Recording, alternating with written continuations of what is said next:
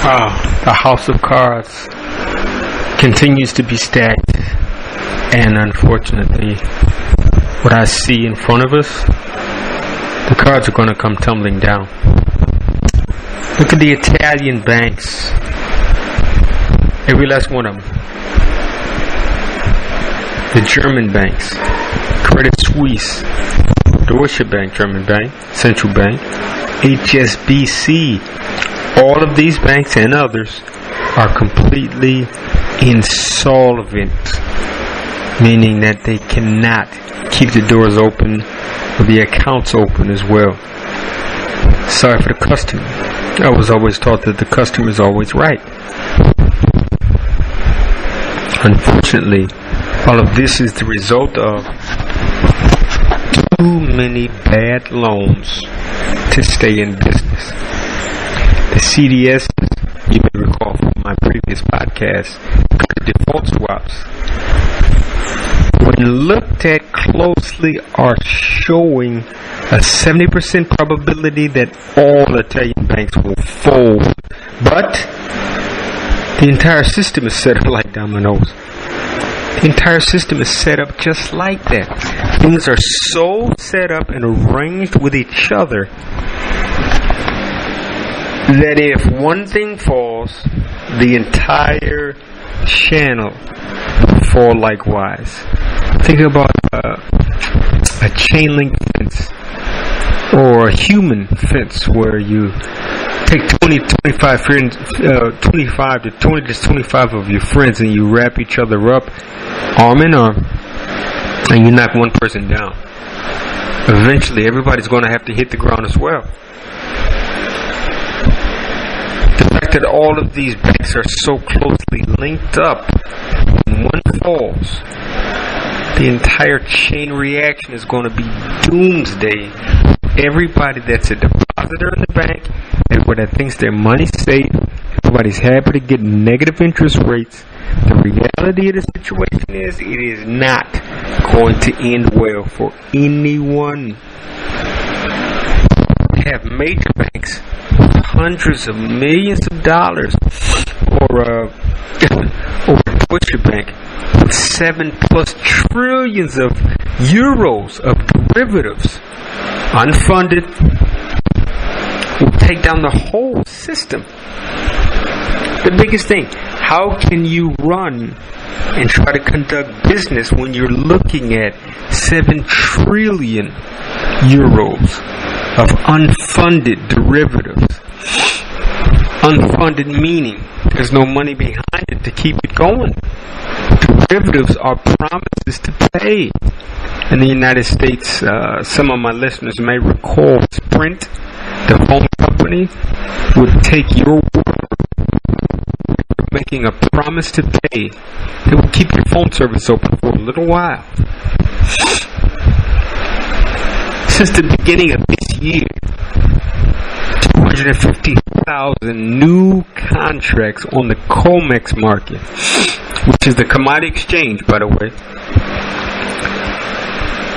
which end of the day is the equivalent of 25 million ounces of silver or gold. But on the COMEX, you don't actually have to have tangible physical procedure for you to make trades. They're talking, they're getting on the computer, they're making trades, and they think that they have paper possession. You push in a few zeros and a few commas, and you think that's real money. This is what's happening at our banks now, to this day. Not just in the United States and not just in Europe, it's happening worldwide. We're looking at 25 million ounces of a commodity, the commodity exchange, short COMEX. In and out of the podcast, in and out of the news, you of course will hear COMEX, LIBOR.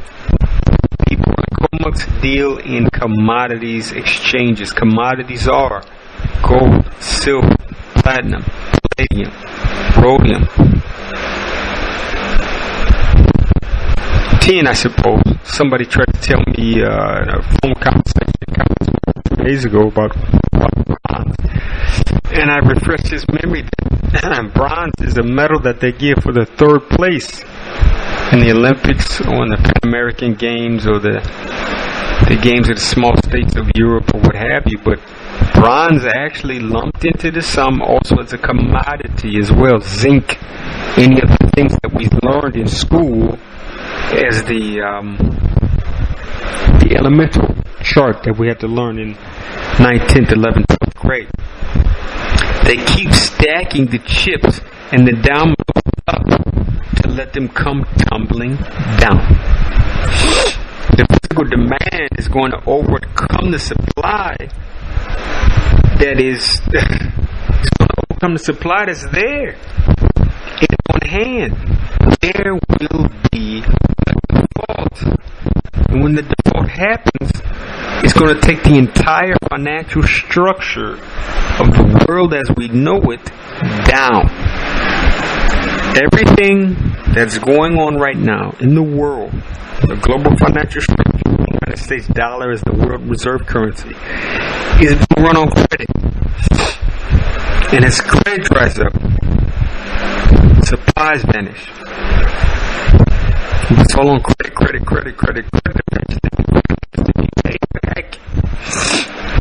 Stores will vanish. Services are going to stop. Take a look at Venezuela. The food stores dried up months ago. I've got family in Venezuela right now. They gave cards, almost like these EBT cards that people in the United States are using to go to the store, go to the pharmacy, drugstore, what have you. But they stopped that as well in Venezuela. They stopped that last month. My nephew calls me crying, wondering what to do next, what's going on. The entire operation is run on credit. This global credit bubble will remind you of 2008 in the United States and global. I lost a home. I lost a basketball club that I was running. I started an academy for youth in the Middle East that went under as well because the debt bubble, the credit bubble, burst. Just like a balloon, someone took the pin. Hey, I wonder what'll happen. Pow! That's what happened. That's what happened. Now, mind you, the very next podcast from me is going to be discussing self-sustainability. A way to do and have and be more when nobody knows what in the hell just happened and or the stuff that they had left.